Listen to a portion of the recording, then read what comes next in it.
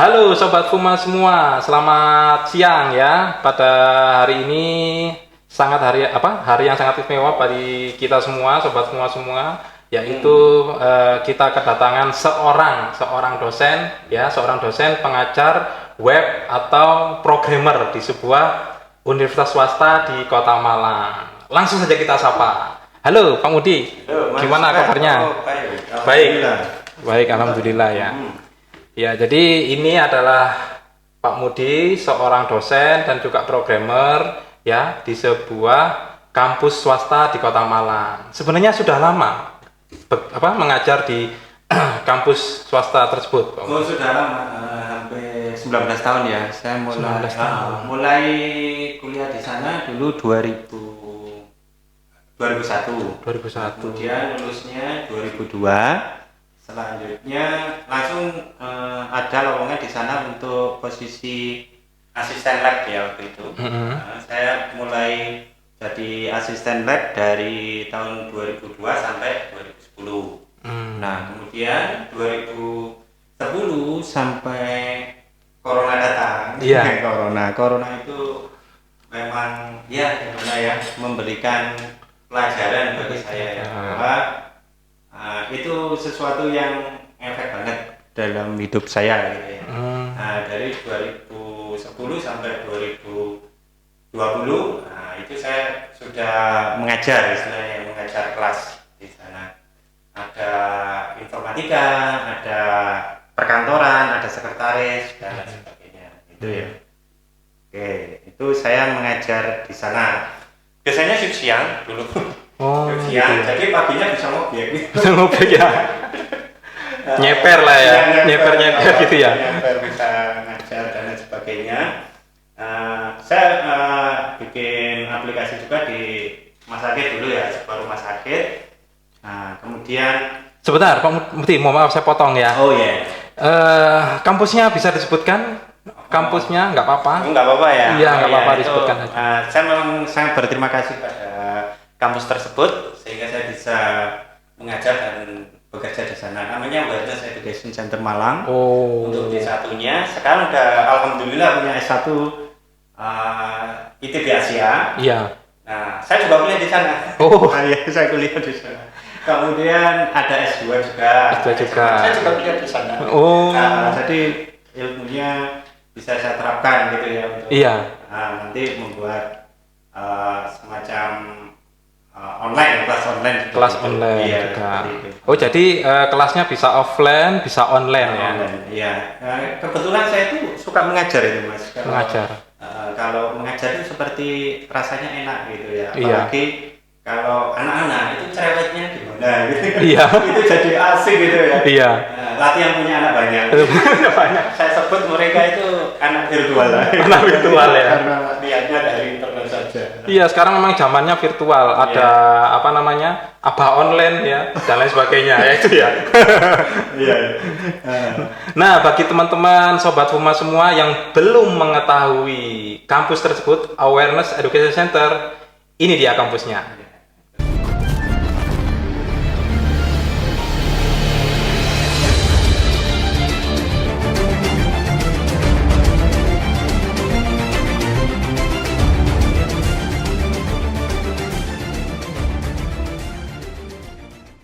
Asia juga ada kuliah di sana.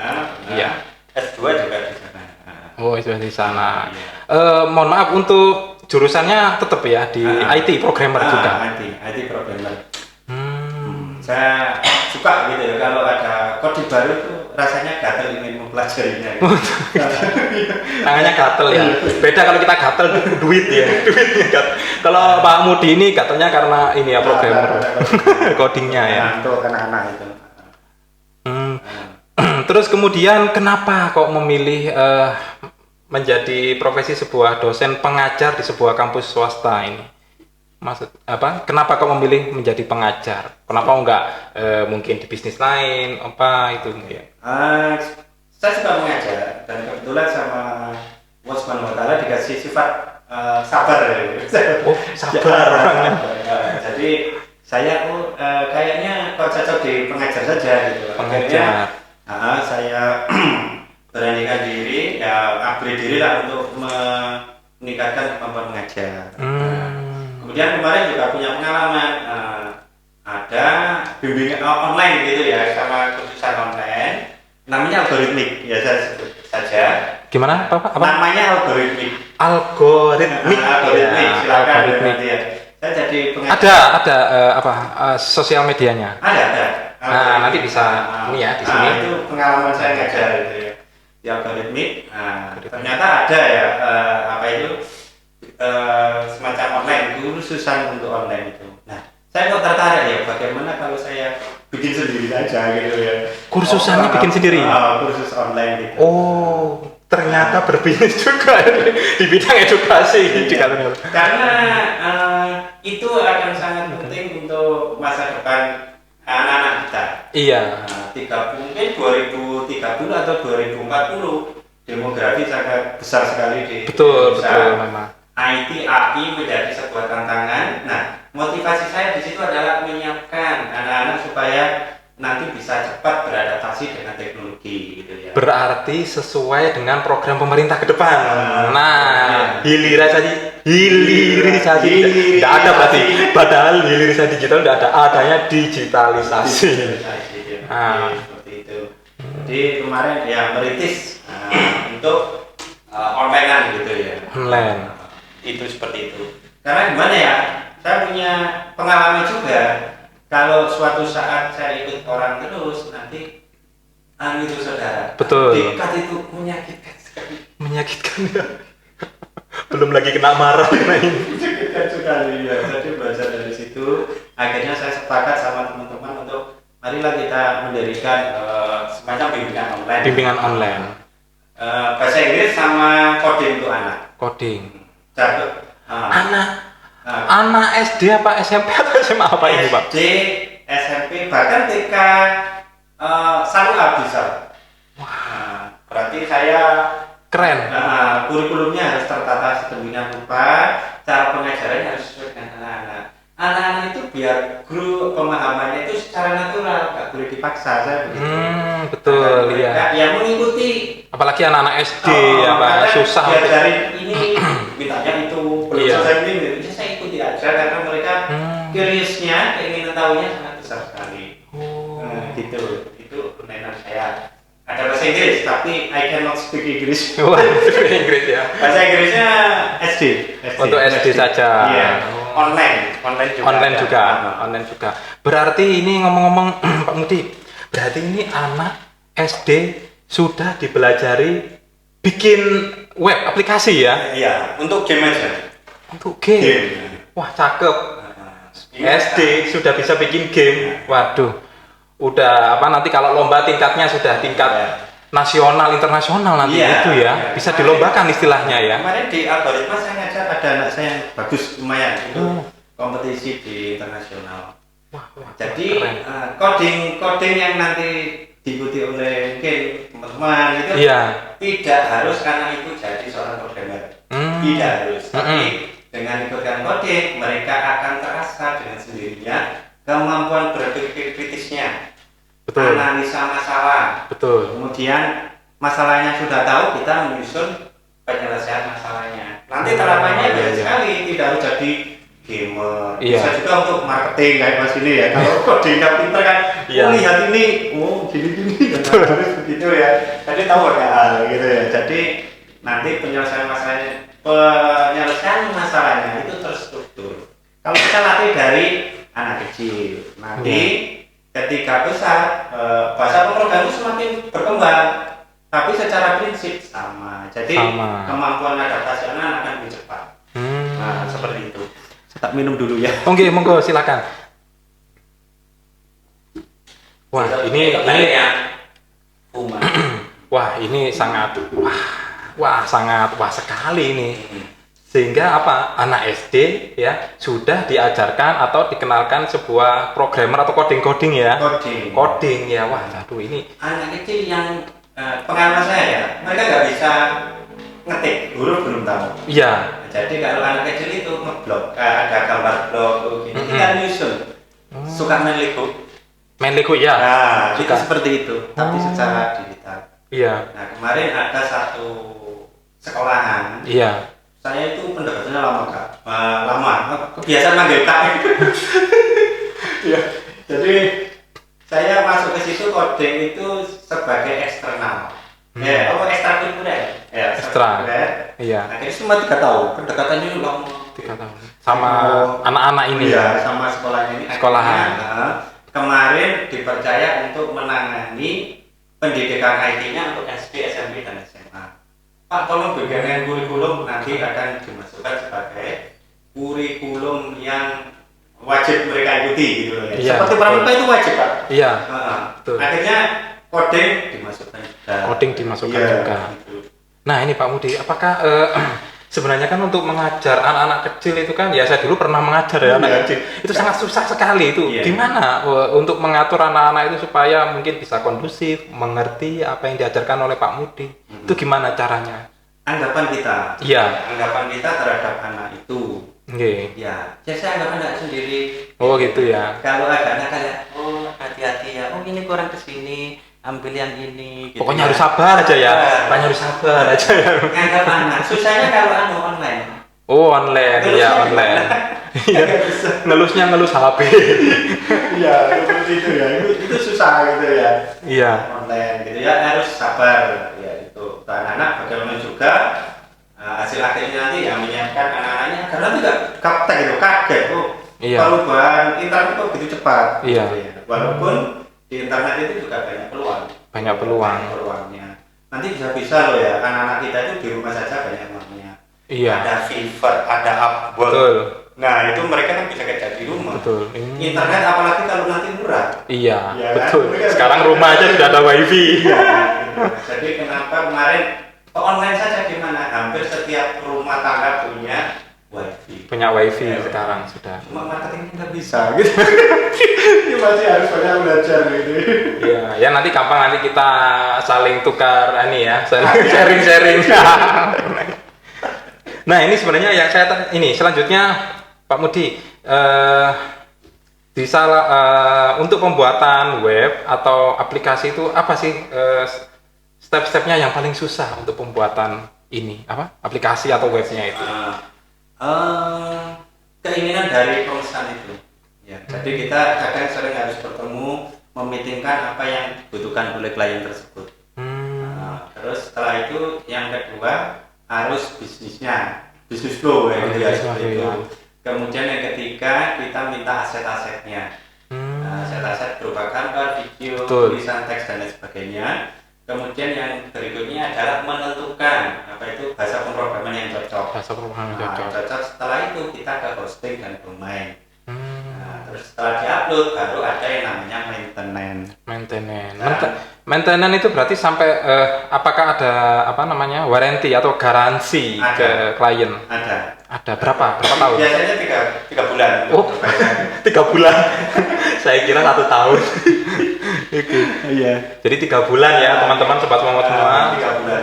3 bulan untuk warantinya. Nah, nanti bagi teman-teman sobat Fuma semua yang ingin memesan untuk pembuatan aplikasi dan web bisa ini nomor HP. Ini nomor HP, nanti ada webnya juga. Pak Mudi nanti bisa langsung menghubungi Pak Mudinya langsung. Siap. Ada diskon nanti Pak Mudi ya? Oh, banyak. Oh, ada diskon. Dari sobat Fuma Entertainment ini ya. Nanti dapat diskon. Kita nanti akan sama-sama maju ya. Mungkin saya bisa membantu dalam bidang website. Betul. Kemudian internetnya dan sebagainya itu saya bisa membantu. Kita sama-sama bekerja sama ya untuk kemajuan kita. Terus untuk dalam 1 tahun ini sudah berapa aplikasi atau web yang sudah dibuat oleh Pak Mudi? Yang masih aktif sekarang itu sekitar 5 ya. 5 ya. Jadi ada perawatannya juga. Kemarin kebetulan saya kenal dengan teman saya ya. Dulu satu panti asuhan. Kami dulu ya sama-sama orang difabel lah ya. Dia dari Timor Leste. Timor Leste dia impor ke sini. Timor Leste pesannya ke Malang. Nah, dia kita saling sharing lah bagaimana saling berbagi untuk kemajuan bisnisnya masing-masing. Dia sukses sekarang Pak di sana. Padahal dulu dia teman satu kamar dengan saya. Namanya Mas Hadi. Nah, Mas Hadi, halo Mas Hadi, saya Mas Mas Hadi. Hadi. Ini Pak Muti mungkin pura-pura lupa atau masih ingat. Nama perusahaannya HC Corporation. Khusus HC desain. Corporation. Oh, Khusus desain Timor Leste. khusus Timur Leste. Iya. Dulu teman satu sama saya pernah nyolong sabun saya. Sampai ya. Memang biasa kalau di kos memang gitu. Iya. Asrama dulu Pak. Apa asrama ya? Oh, di asrama. Asrama Halimut 1B 1C. Kenangan paling indah. Mana tadi pindah? Akhirnya kita harus berdikari dan bersemangat untuk di luar gitu ya. Nah, kami saling support. Nah, kami punya komunitas itu namanya One Heart. One Heart. One Heart ya, One Heart gitu. One Heart. Jadi orang-orang difabel yang sudah keluar dari asrama situ berkumpul dalam One Heart itu arisan. Arisan. Dan sharing ya. Oh, sharing. Sharing Iya. pengalaman. Kemudian setelah itu ada juga RKD. Halo Bu Indri. Halo, Bu Halo Indri. Pak Mukrim. Ya, Pak Mukrim. RKD dia sangat bagus dalam konveksi. Konveksi. Mempekerjakan orang-orang seperti kami yang ahli dalam jahit menjahit. Kalau Jahit saya menjahit masalah itu yang gampang. Jadi jahit gitu ya. Menjahit masalah. Jalan Linolia ya, itu sudah bagus ya. Bu Indri namanya. Nah, ini rumah kreatif disabilitas sebetulnya. Rumah kreatif disabilitas. Nanti bisa ditampilkan di sini, ya. Bisa di sini nanti ada channelnya, sosial medianya. Oke. Nah, terus kemudian motivasinya apa ini? Kok apa namanya? Bisa mengajar, terus kemudian apa? Bisa membuat web sama aplikasi itu. Oh, Motivasinya apa itu, Pak? motivasi, oke. Kurang dekat Pak Mudi. Oh iya. Gini, saya hanya ingin untuk membuktikan bahwa saya itu bisa hidup di luar asrama. Gitu ya. Ayah saya dulu sempat tidak bisa tidur selama 3 hari 3 malam. Karena saya memilih untuk keluar dari asrama. Bagaimana anak saya bisa makan kondisinya seperti itu? Iya. Terus kakak saya, halo Mbak Win. Ya, dia kamu akan saya rawat gitu ya. Iya. Terus nggak usah gitu. Nggak usah begitu. Akhirnya saya kalau mengandalkan ketergantungan orang, nah itu 1 kali 2 kali nggak apa-apa. Tapi kalau jadi beban terus kan nggak enak. Iya, betul. Nah, kemudian kita hidup di zaman kapitalis. Kapitalis itu tidak harus jelek loh ya. Iya. Jadi kapital yang saya butuhkan saat ini adalah sebuah Keterampilan. sebuah ilmu dan sebuah relasi dengan Relasi. teman-teman. Ya, relasi memang penting. Penting. Iya, relasi jadi penting. sejak saat itu saya memaksa diri untuk upgrade sehingga saya bisa survive di luar. Ayah saya nangis waktu itu ketika saya berhasil bekerja, kemudian sekarang sudah meninggal karena corona. Iya. Itu tahun 2021, sesuatu yang sangat menyesakkan di dada. Iya itu ya. Jadi karena saya sudah bisa naik motor sendiri pulang dari Malang ke rumah saya. Iya. Nah, kemudian saya juga berterima kasih sama Wireless Education Center yang mempekerjakan saya, gitu ya. Ya seperti itu. Jadi saya bisa untuk survive di luar. Dan yang paling penting itu istri saya. Iya. Dia yang menerima saya dan akhirnya saya punya 2 anak. Iya. Jadi normal gitu ya kehidupan. I love you istri saya. Dia sangat baik dan mendampingi saya. Itu motivasi saya. Ya ingin bermanfaat di balik kekurangan yang tampak yang Allah berikan kepada saya. Nah, itu terima kasih. Jadi terharu. Oke, wah jadi gitu ya. Ini berarti termasuk titik terendah Pak Mudi sendiri. Iya, 2021 itu. Apalagi waktu itu masih COVID kalau nggak salah ya. COVID Pak, iya. COVID itu, ya itu. Saya termasuk dalam sejarahnya itu kena 2 wabah. Yang pertama wabah polio. Folio, oh ya. Folio. Tahun 80. Tahun 80. Kalau yang 2020 ini masih suspensi ya. Suspensi. Ya. Tapi ya memang corona itu merubah tatanan, ya, tatanan bisnis dan sebagainya. Nah, Bisnis. bisnis itu benar-benar hancur waktu itu ya. Iya betul. So, kampus saya itu ya, akhirnya terjadi dalam tanda kutip pensiun dini, banyak yang pensiun dini dan alhamdulillah saya kena juga pensiun dini. Iya, memang banyak terdampak sekali ya Terdampak untuk ya, itu ini ya, COVID ya, COVID itu. COVID-19. 19 kok nggak 20? Soalnya pas munculnya 2019 akhir lagi kan. Ya saya masih ingat dulu Maret ya 2000. Iya. 20 ya. 2020 masuk Indonesianya. Iya. Itu ya menyedihkan tapi harus kita terima gitu ya. Iya, memang kita harus menjalani dan harus terus berjalan gitu ya, Pak Mudi. Harus tetap berjalan. Harus tetap berjalan memang. Jadi untuk Pak Mudi sendiri, untuk membantu Pak Mudi apakah sudah ada pegawai untuk membantu jenengan dalam pembuatan aplikasi atau web ini? Biasanya saya kerjasama dengan teman-teman. Oh, kerjasama sama teman-teman ya. Biasanya saya kadang dapat order, nah saya share ke teman-teman seperti itu. Kadang ya saya buat sendiri dan lain sebagainya. Kira-kira sulit nggak permintaan klien-klien itu untuk pembuatan web atau aplikasinya itu, Pak? Ya kadang ada yang sulit, ada yang gampang. Kalau yang paling gampang itu company profile. Company profile. Nah, kalau yang agak sulit itu adalah web application gitu. Aplikasi. Kurang dekat, Bang. Oh, iya. Kurang dekat ya. Iya, kurang dekat. Nah, ya seperti web application, Android, mobile dan sebagainya. Berarti kayak aplikasi mohon maaf. Kayak aplikasi Dana apa itu bisa ya? Dana Ya, tuh. bisa juga ya. Bisa. Atau aplikasi kayak mohon maaf JNT itu gitu. sudah ada, source-nya sudah ada. Kalau nggak ada ya beli source-nya itu ya, tinggal kita pasang. Asal iya. logika pemrogramannya bagus. Makanya saya tekankan anak-anak kecil harus bisa coding. Betul. Supaya nanti membaca coding itu lebih cepat. Teknik pencarian source itu bisa. Nempelinnya itu cepat. Nempelinnya. Kalau tidak kita bangun sejak kecil, nah nanti kita akan diserang oleh programmer India gitu. Nah, sebenarnya saya sendiri kan juga awam ya, belum tahu ya coding itu seperti gimana, namanya itu kan. Sebenarnya susah nggak sih untuk belajar coding itu, Pak? gampang sebenarnya. Gampang, iya. Tinggal kita mau berprofesi di coding atau tidak. Tapi saran saya anak-anak saja yang kita persiapkan ya agar mereka itu nanti bisa bersaing di 2030 2040 karena demografinya digitalisasi dimulai dari sekarang. Iya, betul. Iya.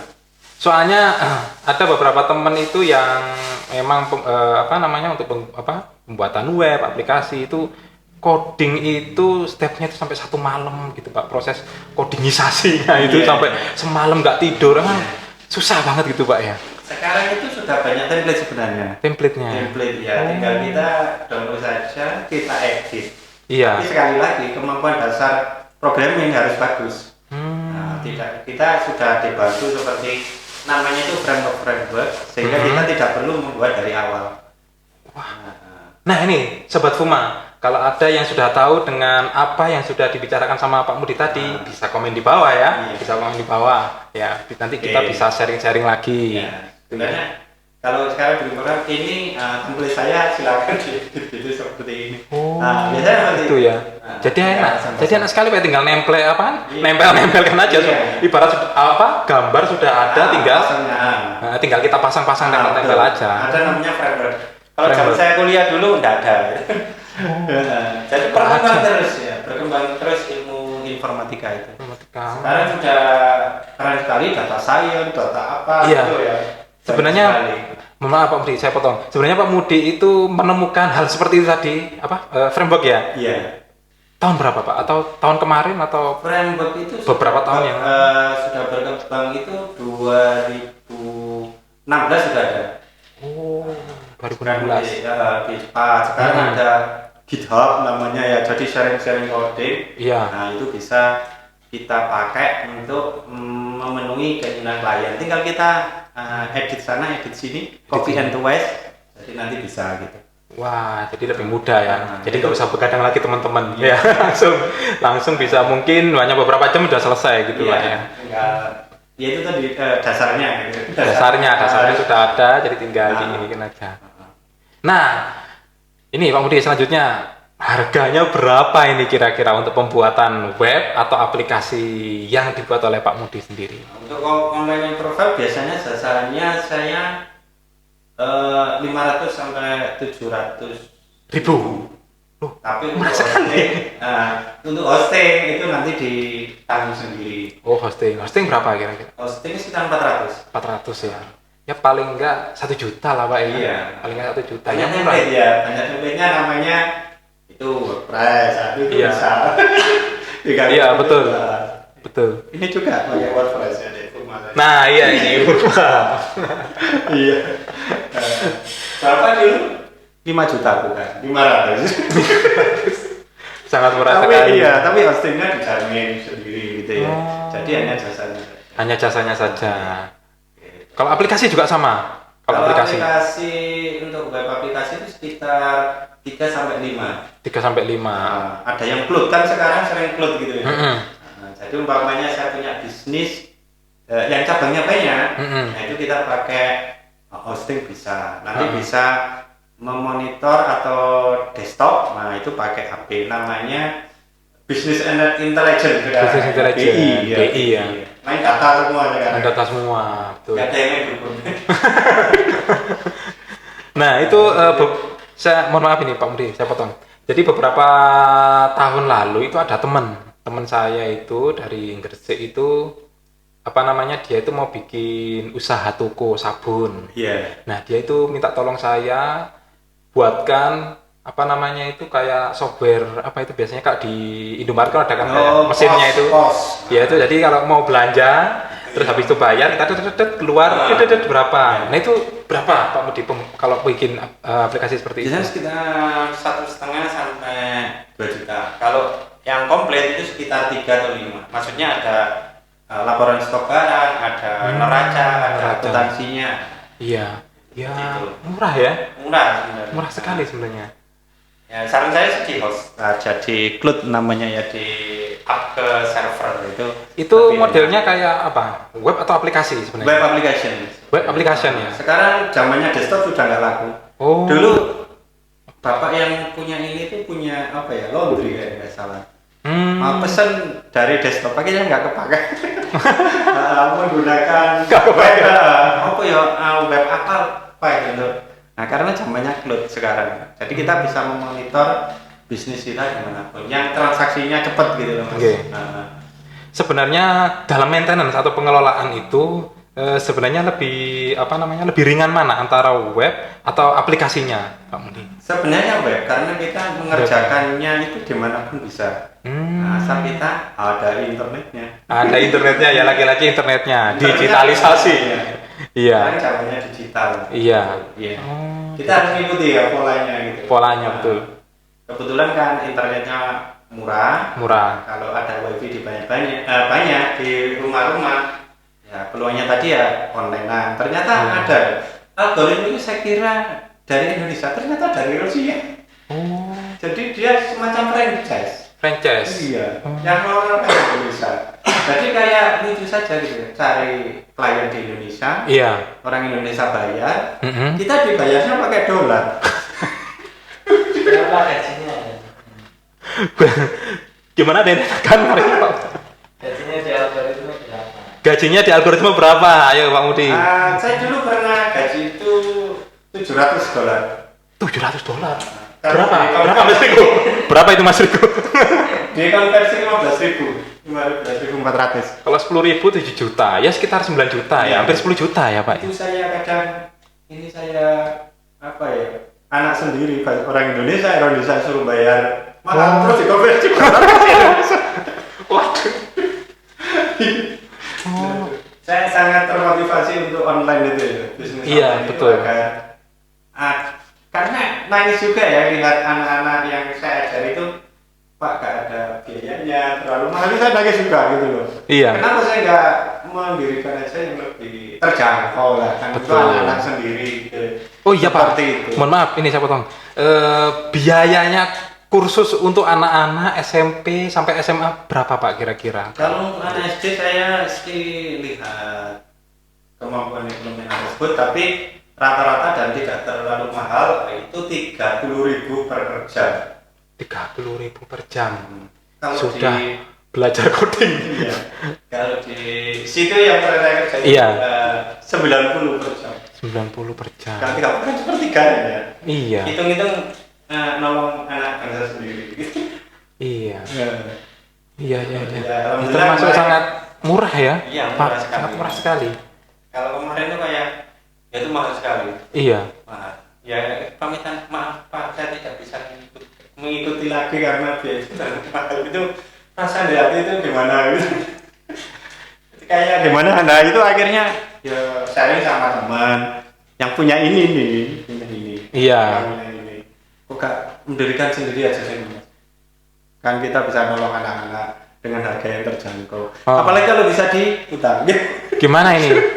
Gimana bos? Kita bos. Mau mendirikan diri bos? Iya, itu kemarin enaknya sama school itu enak ya.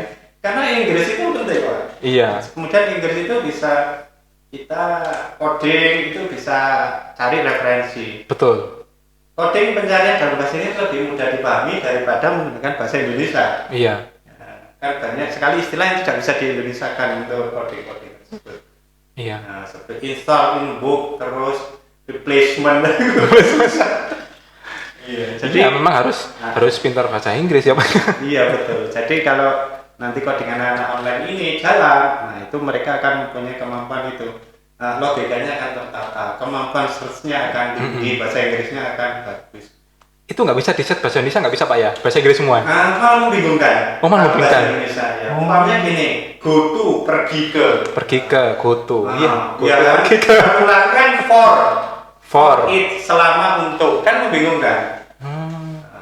Umpamanya pergi go to, apalagi ya, set pasang.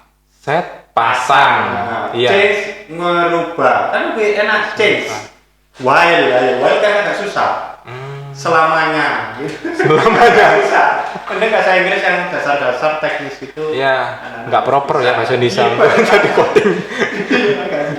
Agak susah ya. Malah yang coding yang mau yang bingung, yang codingnya mau bingung. Iya, itu kemarin dia itu katanya yang punya ini mau ada school gitu loh. Nah, Fuma School. Gimana bos? Tahun depan berdiri atau tahun ini? Apa? Ya, saya kan nanti kalau memang itu saya bisa mengkader untuk tutor-tutornya. Tutor-tutornya. Kurikulum mungkin dari saya dan sebagainya karena saya Betul. pengalaman di algoritmik sampai sekarang. Oh, ada kurikulumnya gitu Pak ya? Ada. Saya sampai hafal. Oh, ada kurikulumnya guys. Hafal. Iya. Nah, nanti kan kita bisa custom sesuai dengan anak ini cepat atau tidak. Iya. Saran saya sih ke yang punya ini Fuma School, one on one saja untuk coding, jangan kelompok. Kasihan. One on one itu maksudnya kayak privatan gitu. Privat ya satu-satu ya. Kalau yang kelompok kasihan. Iya. Takutnya ada yang ketinggalan, nggak tahu, bingung, Ada yang susah juga, kecepatan, kayak kecepatan. Nah, bingung nunggu ini kok nggak bisa. Akhirnya yang kecepatan nunggu, Bosen. ya akhirnya bosen. Itu motivasi saya seperti itu. Gitu. Mungkin lebih efektif itu Pak, satu-satu ya. Satu-satu kan mendasari itu lebih enak satu-satu. Satu-satu. Iya. Nah, seperti itu. Gimana Mas Riko? Ada yang tanyakan lagi, Mas Fuad? Sudah? Oh, 30. Oh ya. Udah 30. Ini pertama sekali my first time to podcast. Because I am very nervous, but I can answer the question from Iya. Mr. Ibad. Langsung. Jadi apalagi tanyakan ya. Jadi ya gitu ya. Mungkin dari teman-teman sahabat Puma semua yang tahu atau pernah mengikuti kursus atau pernah sekolah di programmer mungkin tahu ya, bisa komen di bawah ya. Nanti kapan-kapan nanti kita bisa ulas atau undang dari teman-teman sahabat Puma semua yang mempunyai pengalaman experience mengenai programmer. Oke, jadi Demikianlah Pak Mudi. Terima kasih.